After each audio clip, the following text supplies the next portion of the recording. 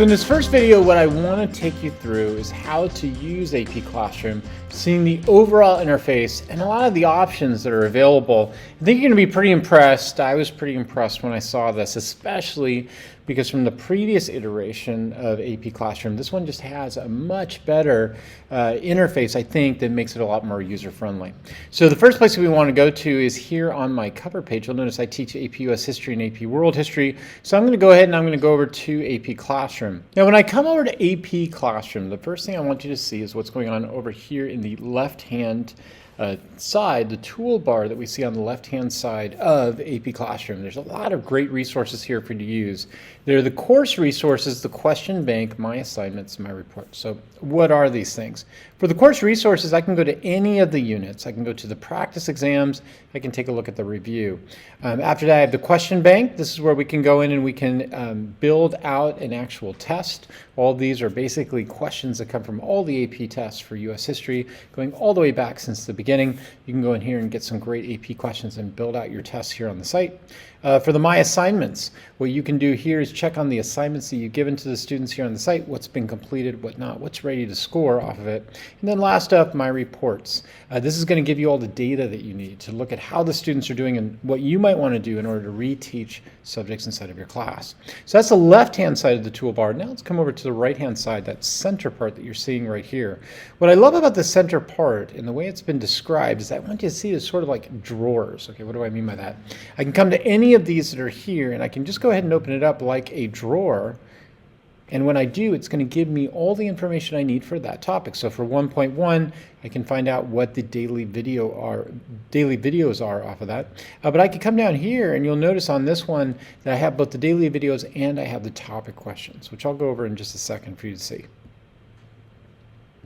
So let's say I want to just go to a particular issue, like I want to just take a look at the videos for this overall unit. All I have to do is come up here and go to videos, and I basically get all of the daily videos that I want to use. Now, let's say I want to assign one of these videos to my students. I want them to use it either as like a flipped lesson at home, or we might use it during the class itself for the students to watch. All I have to do is come over to the right-hand side to this person icon, and I can go ahead and I can assign these to my classes.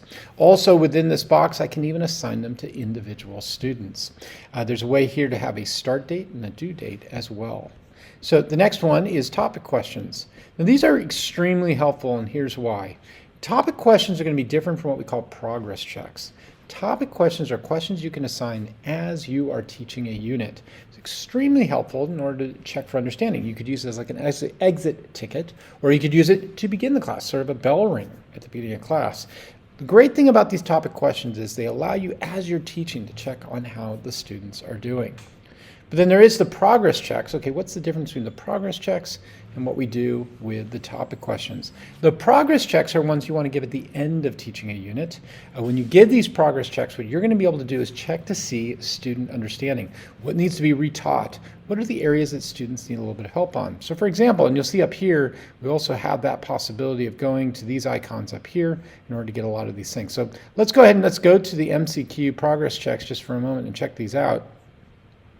You'll notice that when I come over here now, I've assigned these already, and so I can actually take a look at the results, which we'll see in just a second.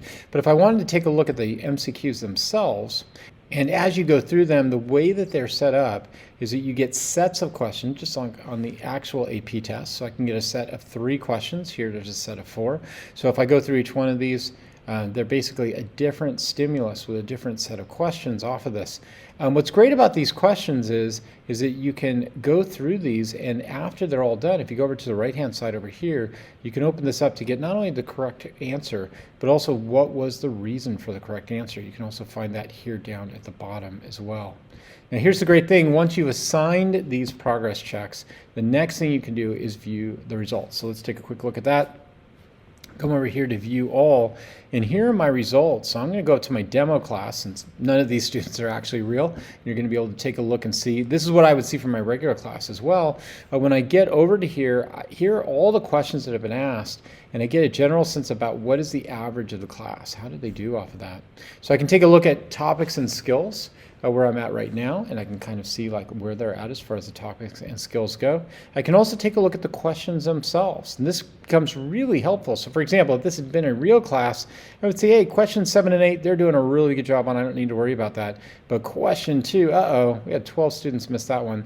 That's one that I probably need to reteach. So if I just open that up and go right here, right, it's going to go ahead and give me that question as well as the answers. I can go now and reteach this to the class.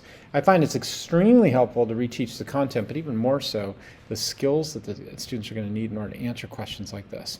Now, on top of that, there's another thing I can do too. I can go up here to students, and I can actually break this down to which students did well and which students kind of struggled. So for example, if I'm going through the answers down here at the bottom, you're going to notice all the greens are correct, all the pinks are the ones where people are missing. So I look at a question like over here, and like students did a great job on that one. I don't need to worry about that, but woo, this one's not so good over here. Notice how many students missed it on this one, the developments of the 1500s. So I can go ahead, and if I can get sort of an overview of what that question is, I can go back and I can reteach it to the students. A few other things I want to say about the interface that are really important off of here. You'll notice a lot of the information that's given up at the top that helps. So for example, if I want, you can go ahead and get the whole CED, right? And you have that big binder I'm sure that you guys have in your classrooms. But you can easily access that same information for each unit right up here, up at the top. So if you're anywhere out, you're out at a restaurant, right? Probably don't want to do it at a restaurant. But if you're out on an airplane, or if you are out doing some work at a coffee shop, all you got to do is just access it right there, and there you go. There's Unit 1 off of that. The other thing I find really helpful is that you get some information about the overall percentage of this particular unit, how many days are suggested for you to instruct.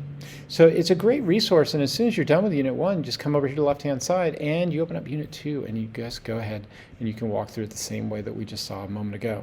So anyways, I hope this brief overview of walking through the interface helps out and gives you a sense about what AP Classroom offers to you as a teacher and what it's going to offer to the students as well when they're working on stuff. So we'll move on to the next one, and I'll see you back at the Institute.